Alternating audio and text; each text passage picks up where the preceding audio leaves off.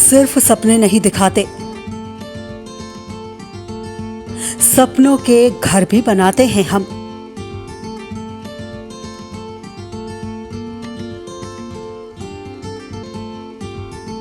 इरादे हो उड़ने के तो हौसलों को पंख लगाते हैं हम।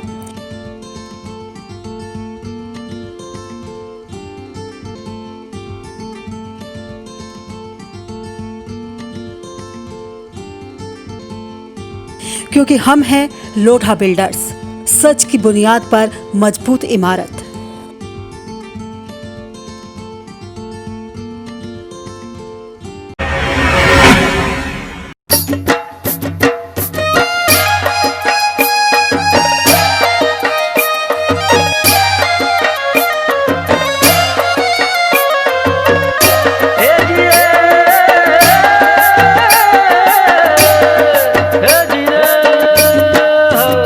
Live 24 की तरफ से आप सभी देशवासियों को शारदीय नवरात्रि की ढेर सारी शुभकामनाएं।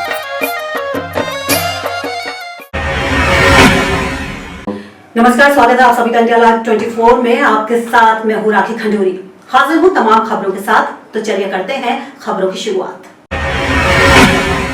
असम बराक घाटी कछार सिलचर में SUCI पार्टी ने राज्य के बाकी हिस्सों के साथ ही सिलचर में जिला मजिस्ट्रेट कार्यालय के सामने विरोध प्रदर्शन किया। दैनिक जरूरी सामानों के मूल्य वृद्धि को रोकने और यात्रियों से दोहरे ट्रिपल किराए के खिलाफ कड़ी कार्रवाई की मांग की गई। पार्टी कार्यकर्ता सुबह 11:30 बजे ही शहीद खुदीराम की प्रतिमा के पास इकट्ठा हुए और जिलाधिकारी कार्यालय के सामने मार्च किया। पार्टी के जिला सचिव भवतोष चक्रवर्ती ने कहा कि रोजमर्रा की चीजों के दाम लगातार बढ़ते जा रहे हैं, ऐसे में गरीब भुखमरी से मर रहा है। पार्टी के विरोध में अंत में जिला मजिस्ट्रेट के माध्यम से राज्य के मुख्यमंत्री को एक ज्ञापन भी भेजा गया। ज्ञापन में मांग की गई कि राज्य के कामकाजी लोगों के हितों में आसमान छूती कीमतों को कंट्रोल करने और पुराने किराए पर वाहनों को चलाने के लिए तुरंत सख्त कदम उठाए जाएं, वरना भविष्य में पार्टी एक बड़ा आंदोलन करने के लिए मजबूर होगी। इंडिया लाइव 24 के लिए असम बराक घाटी से स्नेहांशु तालुकदार की रिपोर्ट। আমাদের দল SUCI কমিউনিস্ট কাছাড় জেলা কমিটির তরফে আয়োজিত আজকের এই সমাবেশ, বিক্ষোভ সমাবেশ আমরা বেশিক্ষণ দীর্ঘ করব না, কারণ মিজোরামের সীমান্তে যে অগ্নিগর্ভ পরিস্থিতি বিরাজ করছে তার পরিপ্রেক্ষিতে প্রশাসনিক 19 অক্টোবর সারা আসাম রাজ্যে SUCI কমিউনিস্ট দলের নেতৃত্বে প্রতিটা জেলায় অস্বাভাবিক মূল্যবৃদ্ধির প্রতিবাদে গণবিক্ষোভ প্রদর্শিত হচ্ছে। তারই অঙ্গ হিসাবে रामनगरी अयोध्या में फिल्मी कलाकारों की वर्चुअल रामलीला का आयोजन किया जा रहा है। ऐसे में विहिप के अंतर्राष्ट्रीय कार्यकारी अध्यक्ष आलोक कुमार भी वहां पहुंचे। इस दौरान उन्होंने बताया कि देश के 4 लाख गांवों में 27 फरवरी तक प्रभु राम के उत्सव मनाए जाएंगे, जिसमें लोग नाचेंगे और गाएंगे। विहिप ने तय किया है कि अयोध्या के भव्य राम मंदिर के निर्माण में सहायता के लिए 11 करोड़ परिवारों के 55 करोड़ लोगों से संपर्क करके मंदिर के लिए सहयोग मांगा जाएगा। वहीं इस दौरान अयोध्या पहुंचे भारतीय जनता पार्टी के वरिष्ठ नेता और दिल्ली के प्रदेश अध्यक्ष आदेश गुप्ता ने भी दिल्ली सरकार पर जमकर निशाना साधते हुए केजरीवाल को मारीच तक बता दिया। उन्होंने कहा कि केजरीवाल किसी मारीच से कम नहीं है, वो भी भेष बदल कर जनता को लुभाते हैं और झूठ बोलते हैं, लेकिन अब वो समय नजदीक आ गया है जब राम रूपी जनता उन्हें सबक सिखाएगी। इंडिया लाइव 24 के लिए अयोध्या से ब्रजेश सेन की रिपोर्ट। और आज तो हम पूरे देश के अंदर राम जी की अयोध्या की रामलीला की चर्चा है, उसके दर्शन करने आए। बहुत अच्छा लग रहा है। अयोध्या की रामलीला की चर्चा पूरे देश में है और यहाँ से एक संदेश पूरे देश में और दिल्ली में भी जा रहा है कि भगवान राम ने बहुत सारे लोगों का आसुरी प्रवृत्तियों का दहन किया था और मुझे ऐसा लगता है कि जो राम रूपी शक्ति है पूरे देश के अंदर, वो जो राजनीति में भी अधर्म का काम कर रहे हैं उनका दहन करेगी, उनका वध करेगी, ऐसा मेरा पूरा विश्वास है। बिहार में विधानसभा चुनाव की तैयारियां जोरों से चल रही हैं। ऐसे में सुपौल जिले के कई विधानसभा क्षेत्रों में कई दिग्गजों ने अपना नामांकन दाखिल किया। इस दौरान विधायक उम्मीदवार बिहार सरकार के पूर्व ऊर्जा मंत्री ने बताया कि उन्होंने अब तक कई काम किए हैं और आगे भी काम करते रहेंगे और इसी के आधार पर वो लोगों से वोट मांगेंगे। उन्होंने कहा कि जो बाकी बचे हुए विकास के काम हैं उन्हें भी तय वक्त पर पूरा कर लिया जाएगा। इस दौरान उन्होंने दावा किया कि उन्होंने अभी तक क्षेत्र में कई विकास कार्य किए हैं और आगे भी चुनाव में विकास ही उनका चुनावी मुद्दा रहेगा। इंडिया लाइव 24 के लिए सुपौल बिहार से कृपा शंकर की रिपोर्ट। उत्तर प्रदेश में बढ़ती आपराधिक घटनाओं को लेकर एवं प्रदेश में लगातार बहन बेटियों के साथ हो रहे बलात्कार की घटनाएं, बिगड़ती कानून व्यवस्था को लेकर समाजवादी पार्टी के नेताओं ने प्रदेश सरकार के खिलाफ जमकर नारेबाजी कर प्रदर्शन किया और एक ज्ञापन प्रशासनिक अधिकारी को सौंपा। सपा जिला अध्यक्ष प्रमोद त्यागी ने कहा कि ये लगातार प्रदेश में आपराधिक क्राइम का ग्राफ बढ़ रहा है। जनपद बलिया में भाजपा नेता की हत्या कर दी जाती है और बहन बेटियों के बलात्कार के बाद हत्या कर दी जाती है। उनकी मांग है कि जल्द ही प्रदेश सरकार को बर्खास्त कर राष्ट्रपति शासन लगा दिया जाए। इंडिया लाइव 24 के लिए मुजफ्फरनगर से अमजद रजा की रिपोर्ट। प्रदेश में जो कानून व्यवस्था की स्थिति ध्वस्त है, बलिया में एक भाजपा नेता ने सीओ और एसडीएम की मौजूदगी में एक साधारण पाल परिवार के नौजवान की हत्या कर दी।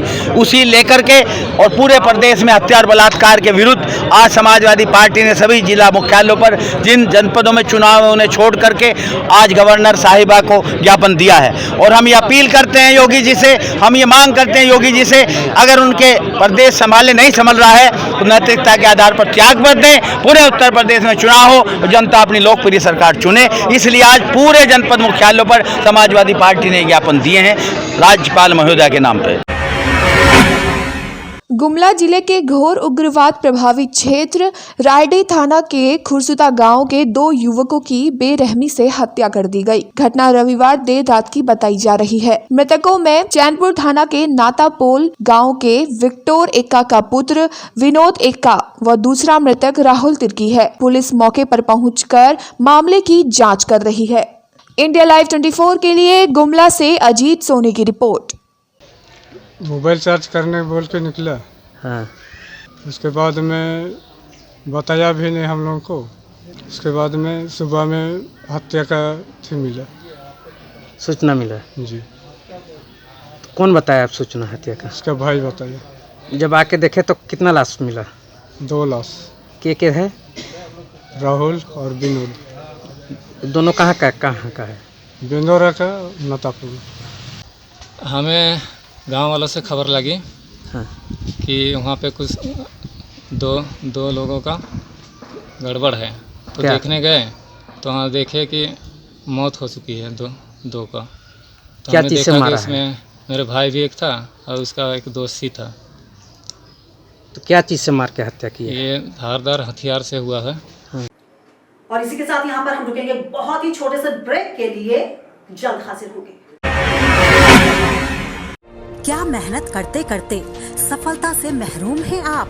क्या हर रोज जिंदगी के नए नए इम्तिहानों से परेशान हैं आप? करियर की उलझन से, रिश्तों में अनबन तक, मंगल के दोष से, राहु के कोप तक, शनि की ढैया से केतु के कष्ट तक अगर कर रहे हैं आपको परेशान, तो हम ढूंढेंगे आपके लिए समाधान। देखिए हमारा खास कार्यक्रम कहते हैं तारे, रोजाना सुबह 6:30 बजे सिर्फ इंडिया लाइव 24 पर। इंडिया लाइव 24 की तरफ से आप सभी देशवासियों को शारदीय नवरात्रि की ढेर सारी शुभकामनाएं।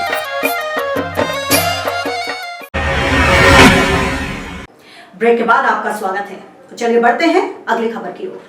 भारत में एकमात्र धर्म नगरी बॉडी में मेला विशेष रूप से नवरात्रि में लगता है, लेकिन इस बार कोविड-19 के चलते यहाँ पर श्रद्धालुओं में कमी देखी जा सकती है। हम बात कर रहे हैं माता हिंगलाज शक्तिपीठ देवी मंदिर की, जहाँ जगत जननी जगदम्बा हिंगलाज की महिमा धर्म नगरी बाड़ी में देखी जा सकती है। यहाँ पर हजारों वर्षों से माँ हिंगलाज शक्तिपीठ दरबार है। भारत में एक ही स्थान है जिसमें माँ हिंगलाज के साक्षात रूप का दर्शन होता है। यहाँ रोजाना भक्त माँ हिंगलाज के दर्शन करते हैं और मन्नतें मांगते हैं, जिसमें विशेष रूप से मंगलवार शनिवार को विशेष दर्शन होते हैं। चलिए देखते हैं बाड़ी से संवाददाता रूप सिंह की एक रिपोर्ट। भागलपुर समीक्षा भवन में निर्वाचन पदाधिकारी सह जिलाधिकारी प्रणव कुमार ने पत्रकारों को संबोधित करते हुए 3 नवंबर को होने वाले आगामी द्वितीय चरण विधानसभा चुनाव को लेकर सारी तैयारियां पूरी करने की बात कही। साथ ही जिलाधिकारी ने कहा कि आज तक नाम वापसी का समय था। नाम वापसी कराने के पश्चात चुनाव में भाग लेने वाले सभी प्रत्याशी की सूची विधानसभा वार जारी की जा रही है, जिसमें 156 भागलपुर विधानसभा से कुल 16 प्रत्याशी मैदान में हैं। 158 नाथनगर से 18, 152 बिहपुर से 8, 153 गोपालपुर विधानसभा से 8, 154 आरक्षित विधानसभा पीर 35 से 21 प्रत्याशी मतदान प्रक्रिया में भाग लेंगे। वहीं भागलपुर नाथनगर पीर 35 विधानसभा में 2-2 बैलेट मशीनों का प्रयोग होगा, जिसको लेकर मतदान कर्मियों का प्रशिक्षण 2 बार कराया जा चुका है। इंडिया लाइव 24 के लिए भागलपुर से श्यामानंद सिंह की रिपोर्ट। और फिलहाल इसी के साथ इस बुलेटिन में बस इतना ही। दीजिए इजाजत, नमस्कार।